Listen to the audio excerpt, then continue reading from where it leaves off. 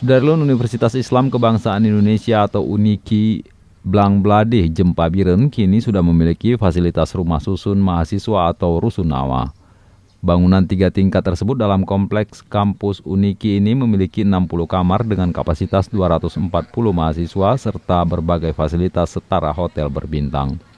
Rusunawa UNIKI merupakan bantuan pemerintah melalui Kementerian Pekerjaan Umum dan Perumahan Rakyat. Penginapan tersebut rencananya akan digunakan untuk mahasiswa baru yang memiliki kartu Indonesia Pintar Kuliah atau KIP Kuliah dan berasal dari luar Biren. Para mahasiswa yang nantinya menghuni penginapan mewah tersebut akan dibekali dengan kegiatan tambahan di luar waktu kuliah yaitu membaca Al-Quran serta berbagai kajian keagamaan lainnya.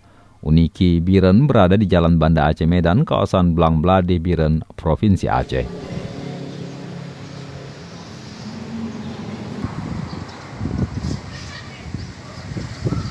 Rusunawa UNIKI merupakan bantuan dari PUPR Pusat dengan berlantai 3, memiliki 60 kamar dengan daya tampung 240 mahasiswa.